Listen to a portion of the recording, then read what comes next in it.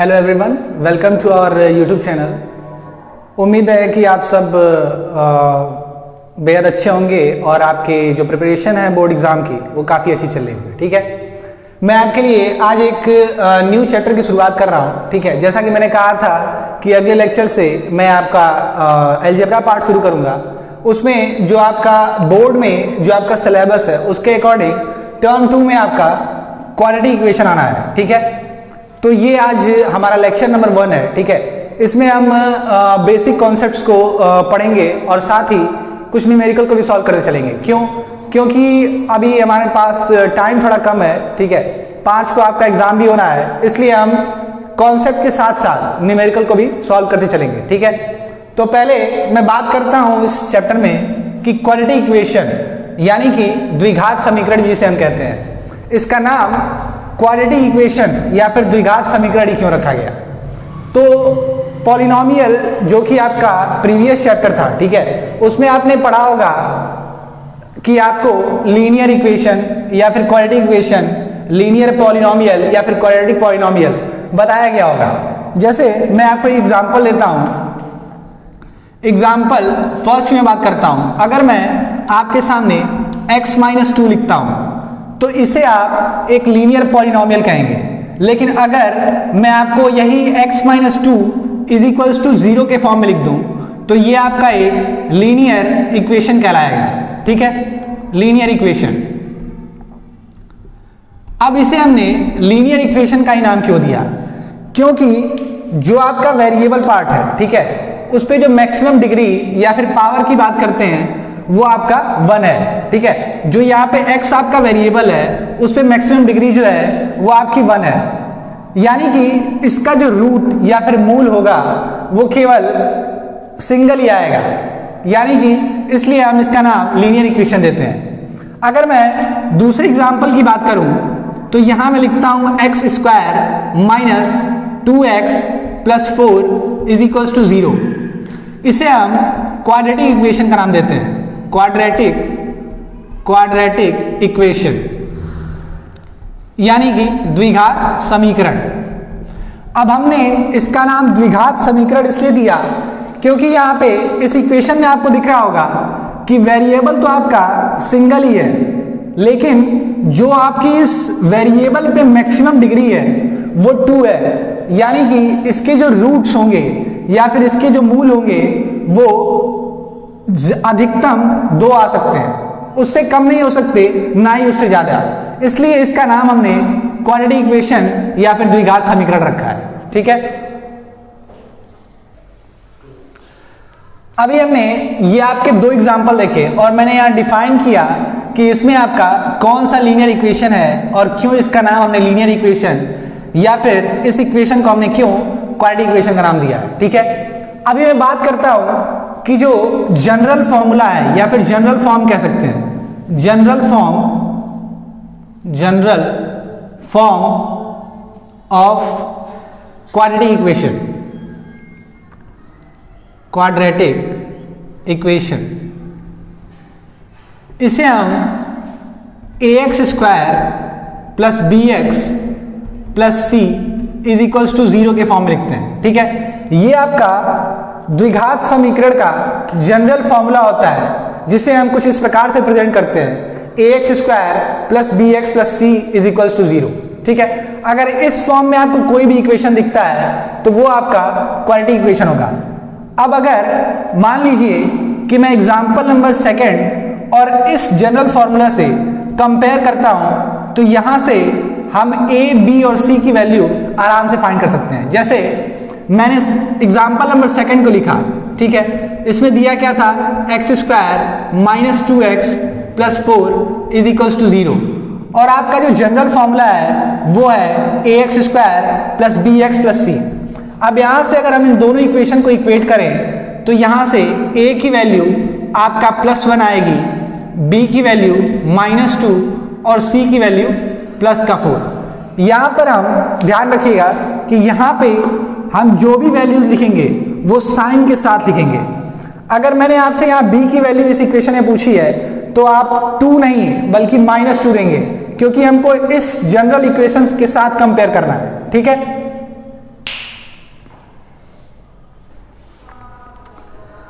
अभी मैंने आपसे क्वाड्रेटिक इक्वेशन का जनरल फॉर्मूला डिस्कस किया। अभी मैं आपको एक एग्जांपल के माध्यम से उस जनरल फॉर्मूला को डिफाइन करने की कोशिश करता हूं, ठीक है। तो यहाँ पे हमसे इस एग्जांपल में पूछा है represent the following system mathematically, यानी कि हमको जो ये सेंटेंस में क्वेश्चन दिया हुआ है, ठीक है, उसको हम लोगों को क्वाड्रेटिक इक्वेशन के फॉर्म में लिखना है, ठीक है। यहाँ पे क्या कह रहा है, John and Jayvanti have 45 marbles, यानी कि जॉन और जयवंती दोनों को मिलाकर उनके पास 45 मार्बल्स हैं, ठीक है। Both of them lost 5 marbles each, यानी कि दोनों बाद में चलकर 5-5 मार्बल गायब कर देते हैं, यानी कि खो जाते हैं उनसे 5-5 मार्बल, ठीक है।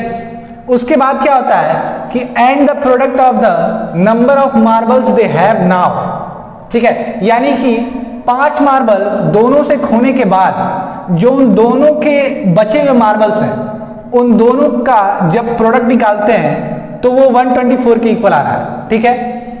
उसके बाद क्या कह रहा है कि we would like to find out how many marbles there to start with, यानी कि जो शुरुआत में उनके पास मार्बल थे वो कितने थे या फिर कितने मार्बल्स के साथ उन्होंने शुरू किया था वो हमें बताने हैं, ठीक है, कितने कितने मार्बल्स के साथ। तो मैं पहले इस सेंटेंस को क्वाड्रेटिक इक्वेशन में फॉर्म करने के लिए सबसे पहले हमें सिंगल वेरिएबल में इसे कन्वर्ट करते हुए चलना होगा।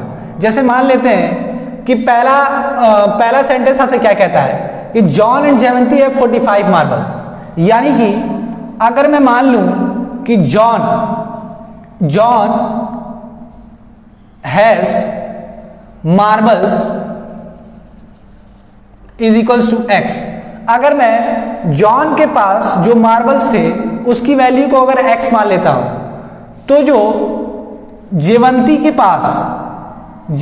पास बचे हुए मार्बल्स होंगे वो कितने होंगे, तो वो 45 माइनस एक्स ही तो होंगे। अगर मान लीजिए कि आपके और आपके भाई के पास, ठीक है, या फिर आपके कोई भी बहन हो गई, ठीक है, उन दोनों के पास अगर 45 मार्बल्स टोटल थे, ठीक है, और आपके पास अगर 10 मार्बल थे तो उसके पास बचे हुए कितने मार्बल्स होंगे, 35 ही तो होंगे।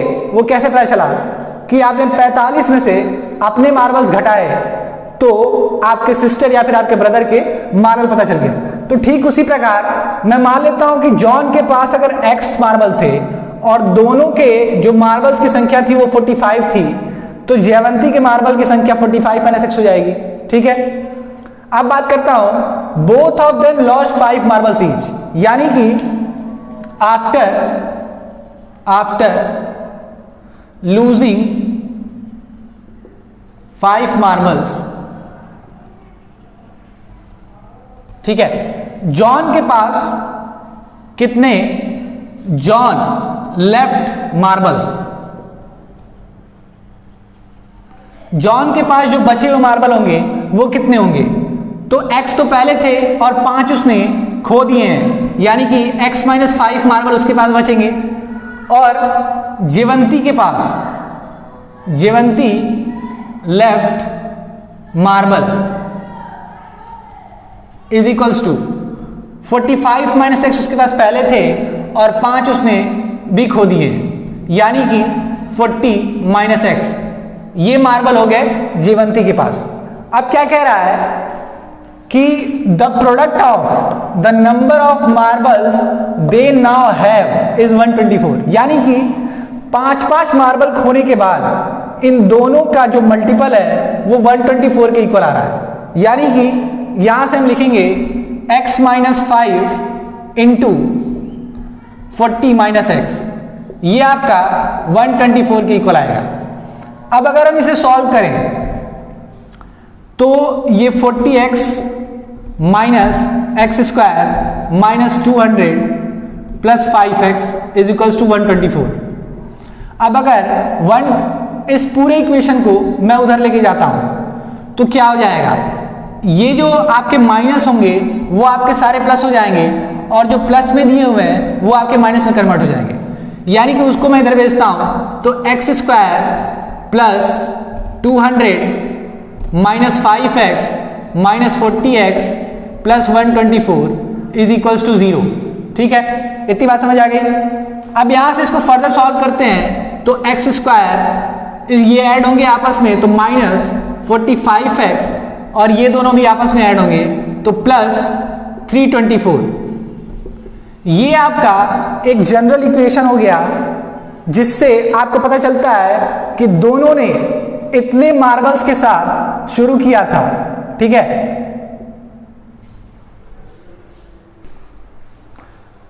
अभी हम इसके आगे सॉल्व करते हैं इसको। ये आपका जनरल इक्वेशन आ गया। ठीक है, जो आपका क्वाड्रेटिक इक्वेशन दिख रहा होगा। ठीक है, अब यहां से हम इसके रूट निकालें या फिर ये देखने के लिए कि इन दोनों के पास पहले कितने मार्बल थे। ठीक है, अब इस इक्वेशन से हम निकालेंगे तो उसके लिए या तो आप नॉर्मल फैक्टराइजेशन मेथड लगा सकते हैं या फिर श्रीधराचार्य फॉर्मूला भी लगा सकते हैं।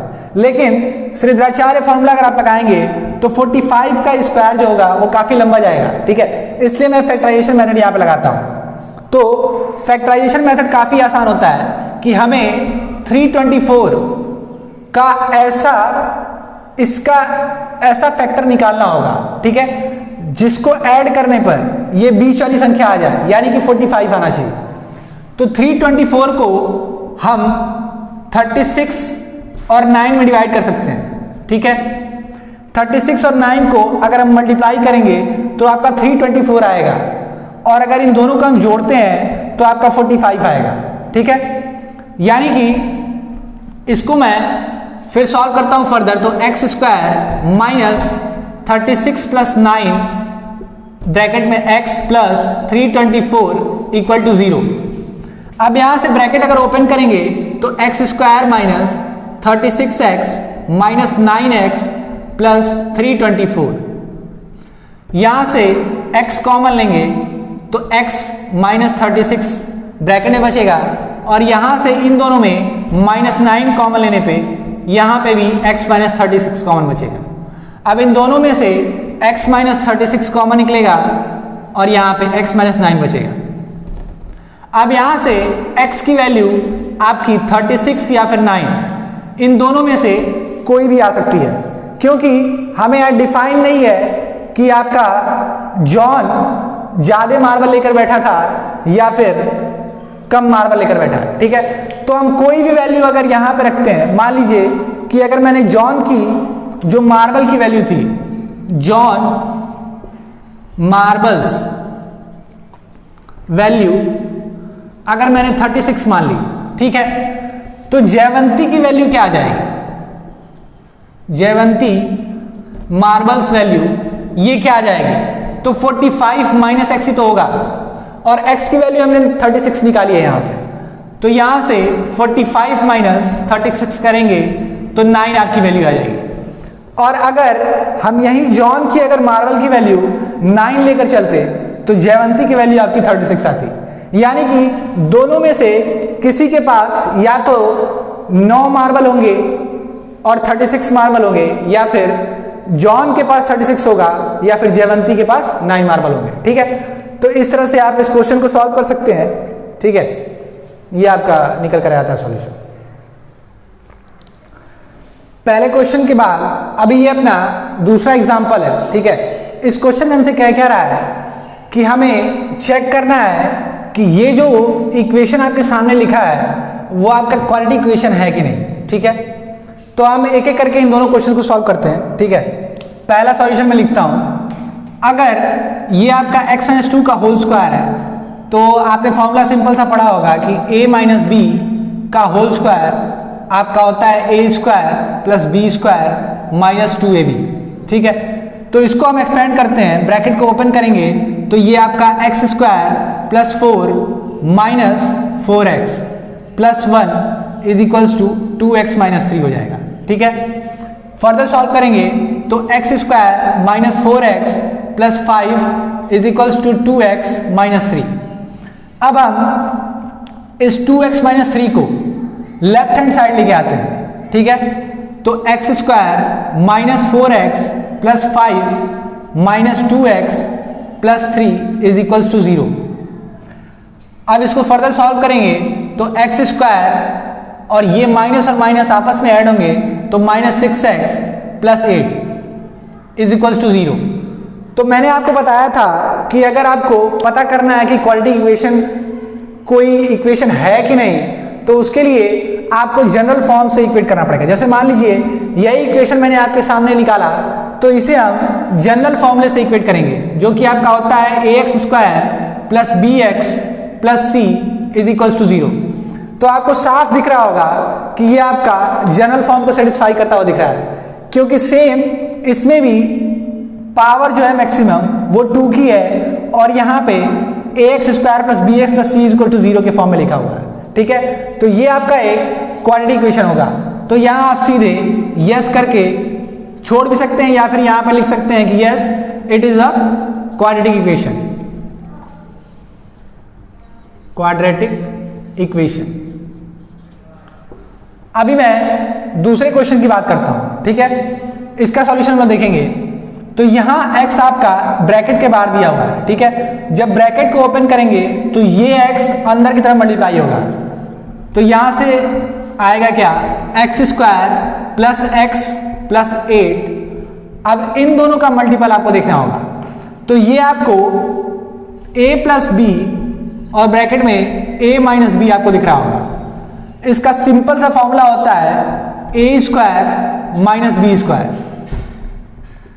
ठीक है, तो इसको हम सीधे a की जगह आपका x दिया हुआ है यानी कि x² और b की जगह आपका 2 दिया हुआ है यानी कि -4 लिख सकते हैं। ठीक, अब हम इस x² माइनस 4 को लेफ्ट हैंड साइड लेके आते हैं। ठीक है, तो ये क्या हो जाएगा, x² plus x plus 8 minus x² plus 4 is equals to 0। अब यहां से ये x² निगेटिव में है और ये पॉजिटिव में, तो ये आपस में कट जाएंगे और ये आपका x plus 12 is equal to 0 आएगा।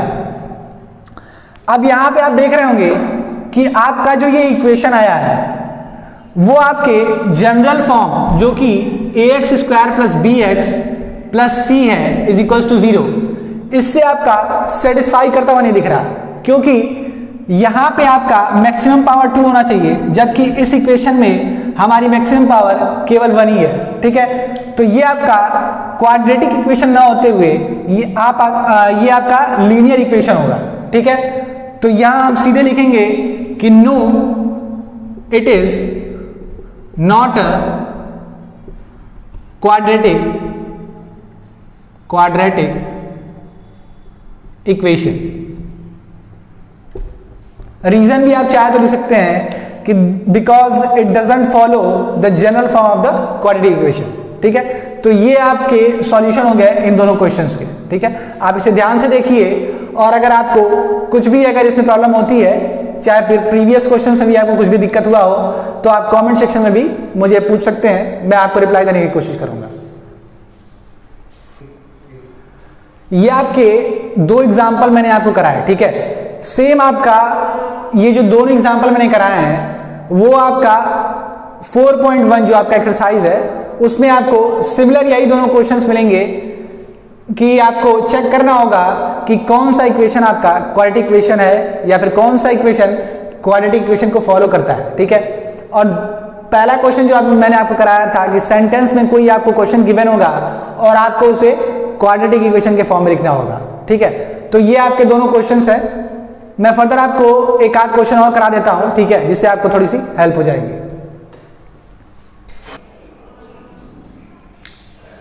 ये आपका तीसरा क्वेश्चन है जिसमें सेम वही है जो मैंने आपको पहला क्वेश्चन कराया था, उसी प्रकार का है कि आपको एक सेंटेंस दिया है, पहले आपको इसे एक क्वाड्रेटिक इक्वेशन में फॉर्म करना होगा और लास्ट में जो आपसे क्वेश्चन में पूछा है उसकी वैल्यू फाइंड करनी होगी। तो देखते हैं हम क्वेश्चन में क्या कह रहा है कि रोहन कोई लड़का है, ठीक है, उसके मदर की एज दी हुई है कि वो रोहन की एज से 26 साल बड़ी है, यानी कि रोहन की एज अगर मान लेते हैं कि x ईयर की है, यानी उसकी एज अगर x ईयर ओल्ड अगर वो है तो उसकी मदर की एज x प्लस 26 होगी, क्योंकि 26 साल उससे ज्यादा बड़ी है। ठीक है, अब कह रहा है कि the product of their age, यानी कि उन दोनों के माँ और बेटे के जो एज है उन दोनों के प्रोडक्ट 3 इयर्स फ्रॉम नाउ, यानी कि प्रेजेंट से 3 साल बाद, ठीक है, प्रेजेंट से 3 साल बाद जो उनकी एज है उन दोनों के मल्टीपल 360 के इक्वल है।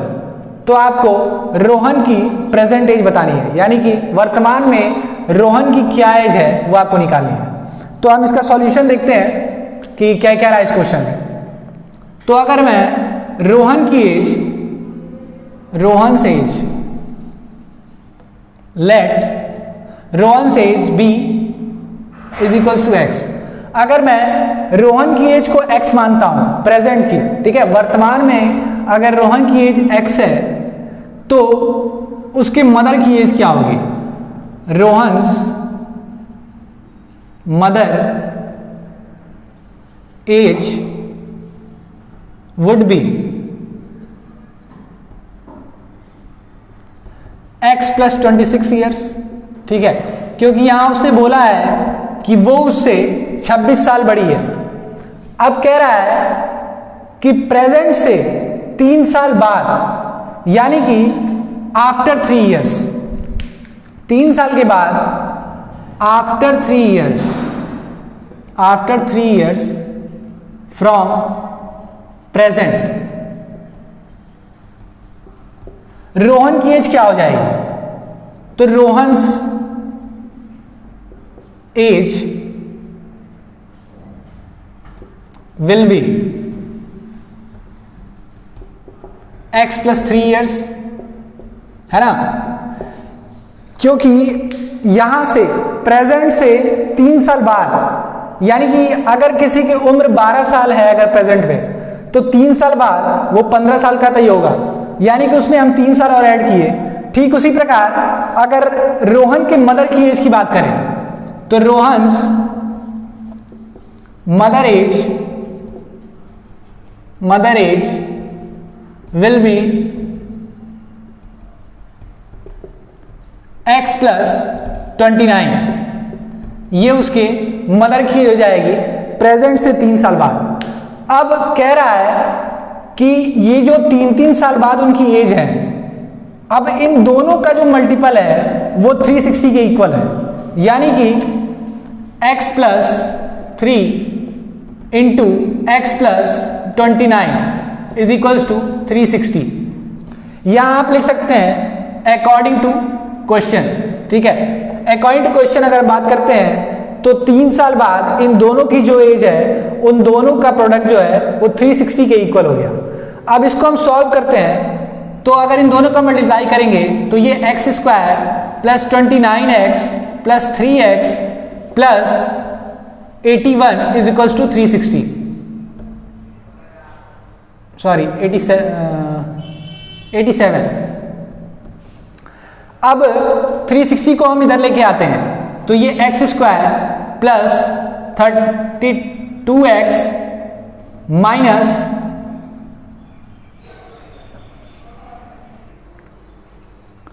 तो हमने इस इक्वेशन को फर्दर सॉल्व किया और यहां से आपका x square plus 32x minus 273 is equals to 0 आ गया। अब यहां से हम 273 का ऐसा फैक्टराइजेशन करेंगे कि माइनस करने पर आपका 32 आ जाए। तो 273 को हम क्या लिख सकते हैं यहां से?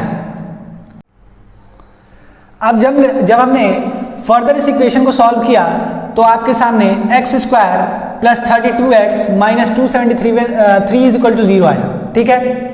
अब हम यहां से 273 का ऐसा फैक्टर बनाना होगा जिसको माइनस करने पर 32 आपका आ जाए और मल्टीप्लाई करने पर आपका 273 आ जाए। तो मुझे यहां से दिख रहा है कि अगर मैं यहां 37 और 37 नहीं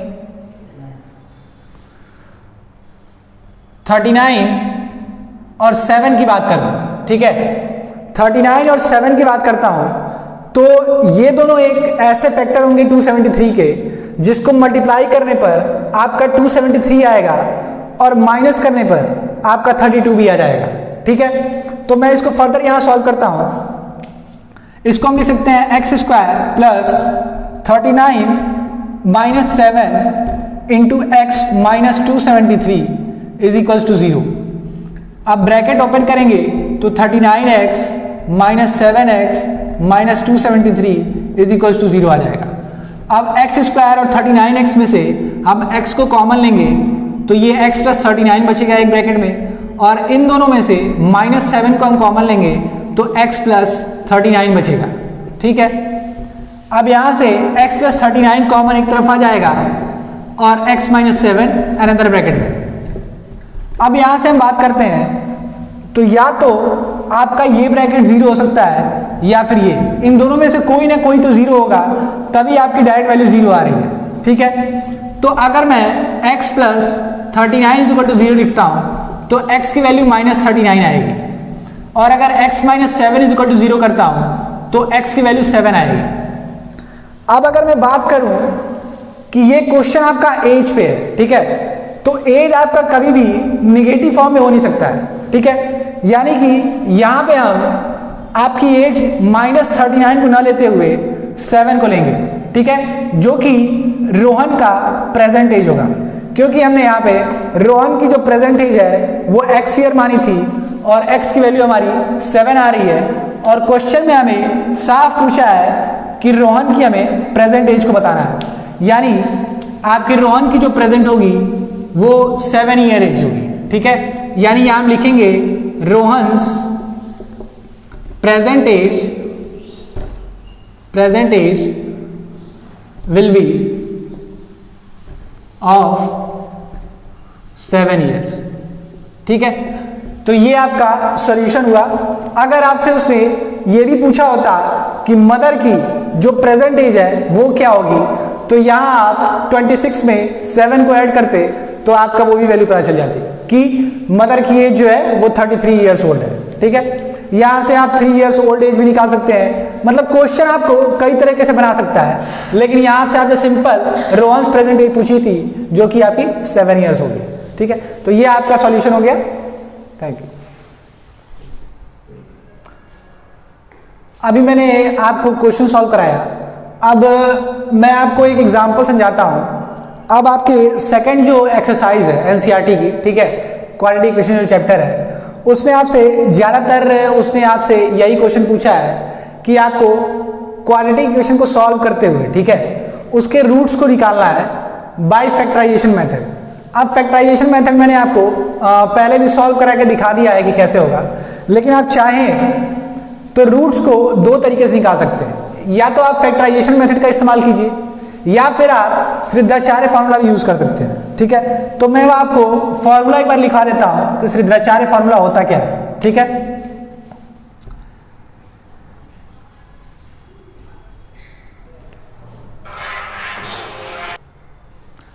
तो मैंने आपको बताया कि क्वाड्रेटिक इक्वेशन में आपको रूट्स निकालने के लिए दो तरीके आपको मालूम होने चाहिए, या तो आप फैक्टराइजेशन मेथड का यूज कर सकते हैं या फिर आप श्रीधराचार्य फॉर्मूला का यूज कर सकते हैं।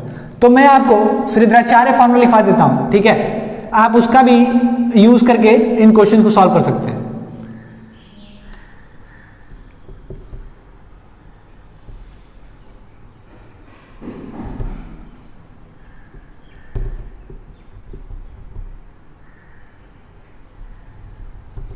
इसका फॉर्मूला होता है minus b plus minus bracket यानी रूट में b square minus 4ac upon 2a। ठीक है, अब यहां पे मैंने प्लस माइनस क्यों लिखा? प्लस माइनस इसलिए लिखा क्योंकि मैंने आपको बताया था कि क्वाड्रेटिक इक्वेशन सॉल्व करते वक्त आपके जो रूट्स निकलेंगे या फिर मूल जो होंगे आपके वो दो होंगे, तो वो या तो आपके कभी इक्वल हो सकते हैं या फिर कभी अनइक्वल भी हो सकते हैं, इसलिए हमने प्लस और माइनस दोनों रखा है। ठीक है, अब इक्वल और अनइक्वल वो आपका इस रूट वाली वैल्यू पे डिपेंड करता है। जो आपका रूट में लिखा है बी स्क्वायर माइनस 4ac, इसको हम डिस्क्रिमिनेंट के नाम से भी जानते हैं। ठीक है, तो जो आपका इक्वल और अनइक्वल जो रूट्स हैं वो डिफाइन होते हैं आपका डिस्क्रिमिनेंट से। ठीक है, तो ये आपका एक सिंपल फॉर्मूला है जिसको आप याद कर सकते हैं ताकि आप रूट निकाल सकें। ठीक है, तो मैं पहले इसे फैक्टराइजेशन मेथड से सॉल्व करता हूं, फिर बाद में श्रीधराचार्य से भी हम देखेंगे। ठीक है, तो पहले मैं फैक्टराइजेशन निकालता हूं। तो आपको दिख रहा होगा कि पहले हम ये आपकी इसको हम जनरल फॉर्मूला से पहले कंपेयर करते हैं। तो ax square plus bx plus c is equals to 0। अब यहां से हम देखेंगे तो a की वैल्यू आपकी 2 है, b की वैल्यू -5 और c की वैल्यू +3। ठीक है, अब यहां से मैं देख रहा हूं कि AC जो आपका है, AC वो आपका 6 है। अब इस 6 को हम ऐसे फैक्टराइज करते हैं ताकि प्लस करने पर आपका ये 5 आ जाए। ठीक है, तो 6 को मैं 2 × 3 के फॉर्म में लिख सकता हूं, यानी 2 और 3 इसके ऐसे फैक्टर होंगे जिनको मल्टीप्लाई करने पर आपका 6 भी आ जाएगा और ऐड करने पर 5 भी आ जाएगा। ठीक है, तो 2x स्क्वायर माइनस ब्रैकेट में 2 + 3x + 3 इज इक्वल्स टू 0। अब ब्रैकेट को ओपन जब करेंगे तो 2x square minus 2x minus 3x plus 3 is equals to 0। अब 2x स्क्वायर माइनस 2x में से हम 2x को कॉमन लेते हैं तो हमारे पास ब्रैकेट में x - 1 बच जाएगा, और यहां से अगर हम -3 को कॉमन लें तो x - 1 यहां पे भी बचेगा। अब इन दोनों में से x - 1 को हम एक ब्रैकेट में लिखेंगे और 2x - 3 को एक ब्रैकेट में। अब यहां से आपकी x की 2 वैल्यूज निकल के आ जाएंगी जो कि 1 और 3/2 होंगी। आप एक एक करके इन दोनों ब्रैकेट को 0 के इक्वल कर सकते हैं। ठीक है, तो ये आपका नॉर्मल फैक्टराइजेशन मेथड हो गया जिससे आप x की वैल्यू निकाल सकते हैं। ठीक है, अभी मैं बात करता हूं, इसी क्वेश्चन को मैं श्रीधराचार्य फॉर्मूला से यूज कर सकता हूं। ठीक है, तो यहां मैंने जैसा कि a की वैल्यू 2 बताई, b की वैल्यू -5 और c की वैल्यू +3। ठीक है, अब जो जो यहां फॉर्मूला लिखा है सेम उसमें वैल्यू पुट करते जाइए। तो फॉर्मूला क्या है, -b प्लस माइनस रूट में b square minus 4ac upon 2a।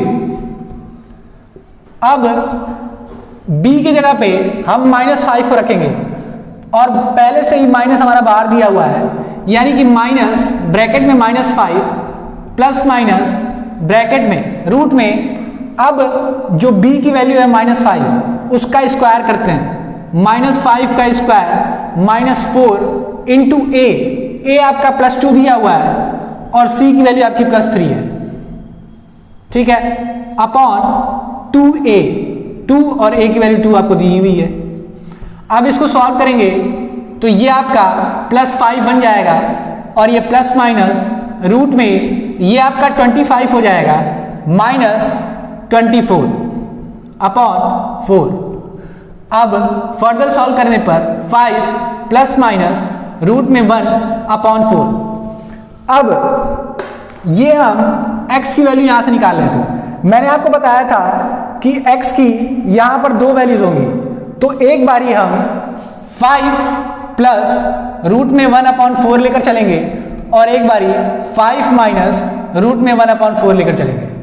अब रूट की 1 की वैल्यू 1 ही होती है, तो 5 प्लस 1 अपॉन 4 और यहां पर 5 माइनस 1 अपॉन 4 आ जाएगा।